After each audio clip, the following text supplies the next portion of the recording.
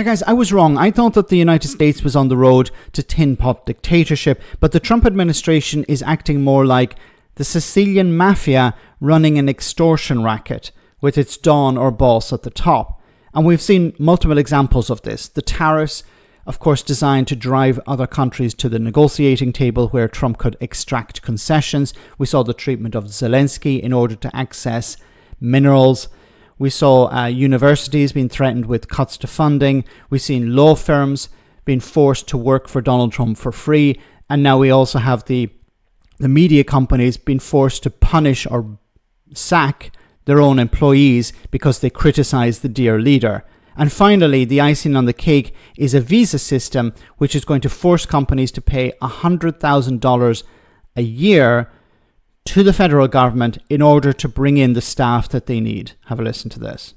The company needs to decide who they want. Is that person valuable enough to have $100,000 a year payment to the government, or they should head home and they should go hire in America. The whole idea is annual, and it's for total. It can be a total of 6 years. So $100,000 a year, so either the person is very valuable to the company and America, or they're going to depart and the company's going to hire an American, and that's the point. Okay, so what he's suggesting here is that companies, if they want to bring in staff from abroad, they're going to have to pay the federal government $100,000 a person. Now, some companies, big companies like Apple or Google or Microsoft or others like that, they can afford this. But small and medium-sized businesses that need to bring in specialists, experts, they can't afford to pay $100,000 just to bring people in. Now, is this about immigration? No, not really. This is once again the extortion racket. So Trump has thrown this out. It has created massive chaos. I believe there are people who are currently flying to the United States who don't know what their situation is. They don't know whether they'll have a job. They don't know whether they'll be deported because they won't be able to pay this money, or their company won't be able to pay this money. And then what happens? I think this is not so much about immigration. This is about extorting favor from companies.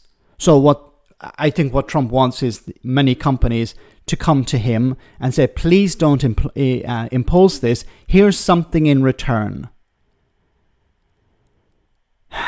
How is this any different to an extortion racket? How is this any different to the mafia saying, hey, it's a nice business you have there. Shame if something were to happen. Those are nice thumbs you have. It'd be a shame if they got broken.